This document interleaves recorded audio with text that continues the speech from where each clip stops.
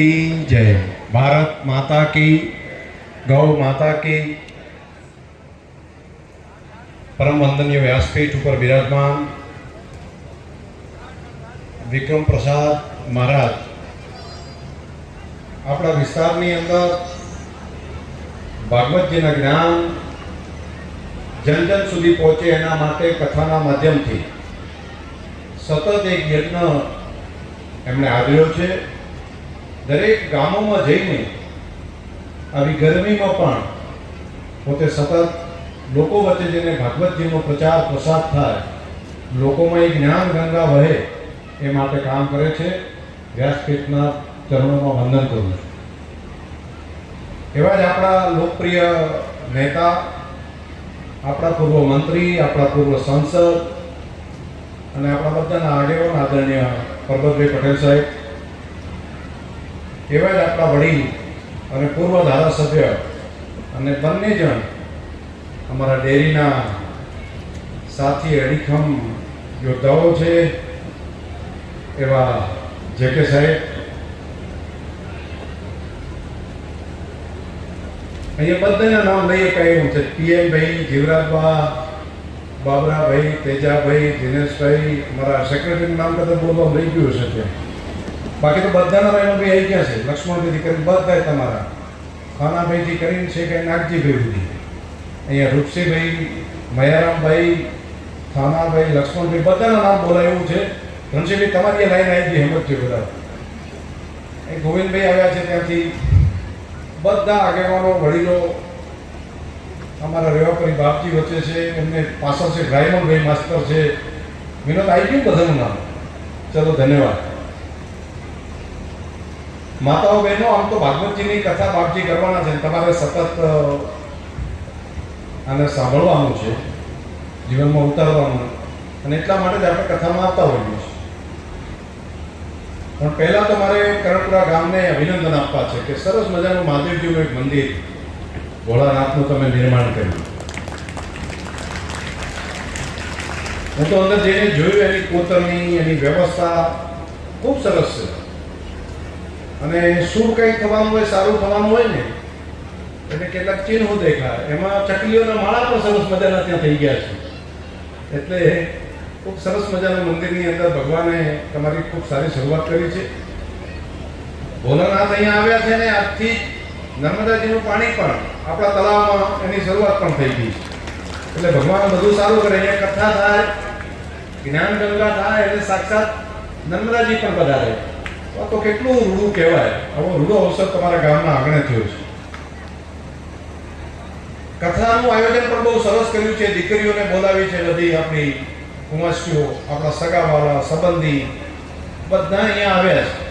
અને આજે પહેલો દિવસ છે, પહેલા દિવસમાં આ પ્રમાણે સંખ્યા હોય બાપજી। મેં તો કથાઓમાં ઘણી વખત જતો હોઉં છું, પહેલા દિવસમાં તો એકલા બાપજી હોય, બાકી આયોજકો હોય, પણ આજે બધો આખો મંડપ ભરાઈ ગયો છે। એટલે આ તમારો પ્રેમ ને લાગણી છે, તમારો સ્નેહ છે। હું અહીંયા જેતસીભાઈને વાત કરતો હતો કે જેતસીભાઈ તમે બાજુમાં મંડપની વ્યવસ્થા કરી રાખજો। પહેલા દિવસે આટલી સંખ્યા હોય તો હવે બીજા ત્રીજા દિવસે તમારે બાજુમાં વ્યવસ્થા કરી રાખવી પડશે।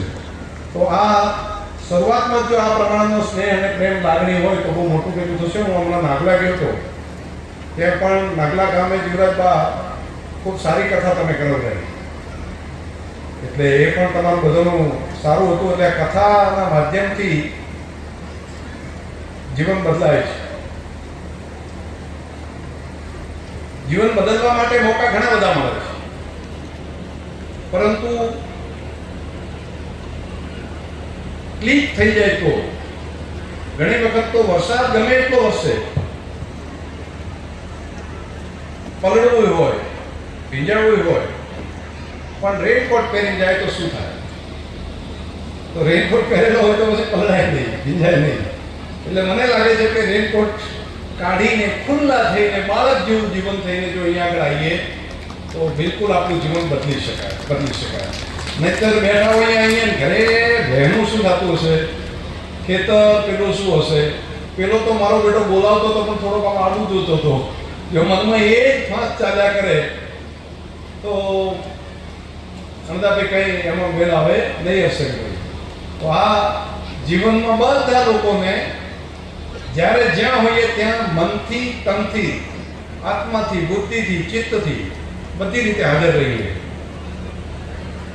નહીતર ઘણી વખત શરીરથી હાજર રહીએ, મનથી ના હોઈએ, બુદ્ધિથી ના હોઈએ. મન અને બુદ્ધિથી હોઈએ તો આત્માથી ન હોઈએ, ચિત્તથી ન હોઈએ તો ના થાય. અને ઘણાને તો આખું જીવન આ ગોતવામાં જ જાય છે કે એ વળી ચીયું એમ. તો પછી તો આખો જન્મારો મને લાગે છે કે પૂરો થઈ જાય. અને જો એ જ ન આપણે મેળવી શકીએ તો પછી માણસ અને પ્રાણી, પશુ, એમાં કંઈ ફરક નથી હોતો. તો એ માણસ બનાવવા માટે જન્મ ભલે મનુષ્ય તરીકે લીધો, એ જ્ઞાન ગંગા અહીંયા વ્યાસપીઠ ઉપરથી આપે છે ને, એક એક શબ્દ સમજવા જેવો હોય છે.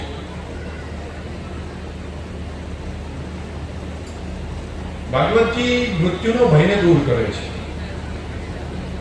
મૃત્યુના ભયમાંથી માણસને દૂર, એને ભય મુક્ત કરવાનું કામ અને મૃત્યુને જીતી જવાનું કામ એ ભાગવતજીથી થાય છે. મૃત્યુનો ભય દૂર કરવાનું કામ કરી શકે, કેવડી મોટી ઘટના છે. પછી કોઈ ભય ન રહે, અભય થઈ જાય. અને જે અભય થઈ જાય એ મોક્ષથી નજીક પહોંચે છે. મોક્ષ એટલે માત્ર મૃત્યુ પછીનો મોક્ષ નહીં. સદેહે પણ આપણે જીવતા બધું એક જ જેવું લાગે, જેની અંદર કોઈ માટેનો દ્વેષ ભાવ પણ ના હોય, કોઈ માટેનો ખરાબ ભાવ પણ ના હોય. અને પ્રાણી, પંખી, વનસ્પતિ, મનુષ્ય બધા આપણને પોતાના લાગે. દરેકના કલ્યાણ માટે આપણે વિચારીએ તો એ સાચું મોક્ષ છે. અને જો બીજાને જોઈને તરત જ ખટપટ કરવાની ઈચ્છા થઈ જાય કે આના તો વારો કઈ રીતે કાઢું, આનું તો હવે બેટો આમ છે તામ સી રીતે કરું, એ જો કરીએ તો આપણે પાકા કળિયુગમાં છીએ. તો એની અંદરથી આપણે હજુ જીવનની ઉંમર ગમે તે થઈ ગઈ હોય પણ આપણે એની શરૂઆત નથી કરી, મોક્ષ તરફની શરૂઆત આપણે નથી કરી. તો આપણા આત્માનું કલ્યાણ થાય એના માટે પણ આ કથા ખૂબ જરૂરી છે. તમે બધા બાપજી જ્યાંથી કહેશે, હું એમનું વાત શું કરી શકું, મારો તો એટલો અનુભવ પણ નથી. અને હું તો સંતો અને એમના ચરણોની રજ છું. જ્ઞાનની બાબતમાં એ દિશા હજુ નથી પકડાઈ, એ માટેનો પ્રયત્ન કર્યા કરું. પરંતુ એ દિશા પકડી અને જે લોકો આગળ વધ્યા છે ત્યાંથી આપણને માર્ગદર્શન મળે. અને એ જીવન જો આપણે સાર્થક કરીએ તો આપણું જીવન સાર્થક થઈ જાય. ખૂબ પ્રેમ અને ભાવથી આપણા એમપી સાહેબે, જેમને બીજા બધાને તો કોઈ એક ઘર હોય, બે ઘર હોય, પરંતુ આપણા એમપી સાહેબને તો આખો મત વિસ્તાર એમનું ઘર છે. એ વિધાનસભા લડે એટલે આખો મત વિસ્તાર એમનું ઘર, એ લોકસભા લડે એટલે આખો સંસદીય વિસ્તાર એમનું ઘર. આટલી ઉદારતાપૂર્વક જેમણે સતત લોકોની સેવા કરી છે એવા આપણા એમપી સાહેબે સરસ મજાનું સંબોધન પણ તમને બધાને અહીં આવીને કર્યું. સતત બધાના સુખ દુઃખમાં કાયમી સાથે રહ્યા છે.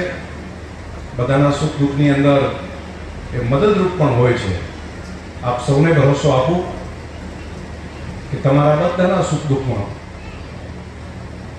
હું સતત સેવા કરતો રહીશ, તમારા બધા માટે મહેનત કરતો રહીશ, તમારા બધાનું ગૌરવ વધે, તમારા બધાની સુખ સુવિધા વધે અને મુશ્કેલીના સમયમાં અડધી રાતનો હોંકારો કાયમી બનતો રહીશ.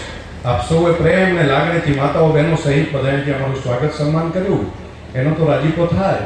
પરંતુ ગઈકાલે અમારા ડેરીના નિયામક મંડળે પશુપાલક માતાઓ બહેનો માટે 1 કિલો ફેટે 25 રૂપિયા દૂધના ભાવ વધારવાનો પણ નિર્ણય કર્યો છે.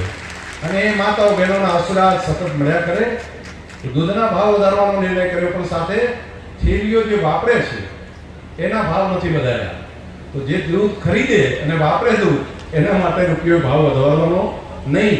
ઘી માટે જે વાપરે છે એના માટે ઘીના ભાવ વધારવાના નથી. માત્ર પશુપાલકોને દૂધ અને એની કિંમત વધારે આપવા માટેનો એક ઐતિહાસિક નિર્ણય કર્યો છે. તો માતાઓ બહેનો પણ આટલા મોટી સંખ્યામાં હાજર છે. બધાને ધન્યવાદ. સૌનો હૃદયથી ખૂબ ખૂબ આભાર. કરણપુરા ગામના સૌ આગેવાનોએ અમારું પ્રેમ ભાવથી સ્વાગત કર્યું. તમામનો હૃદયથી ખૂબ ખૂબ આભાર. વંદન, ધન્યવાદ. અનેક ફેમસ વાતો સાહેબ શ્રીએ મૂકી છે જેને આપણે જીવનમાં ઉતારીએ, આચરણમાં મૂકીએ. સાહેબશ્રીએ દૂધ વધારાની આપણા પશુપાલકો માટે જે જાહેરાત કરી છે એ પણ આપણા માટે આનંદની વાત મૂકી છે. પુનઃ સાહેબશ્રીનો ખૂબ ખૂબ આભાર વ્યક્ત કરીએ છીએ. હવે આજના પ્રથમ દિવસની આરતી માટે યજમાનને વિનંતી કરીશ કે આવશો અને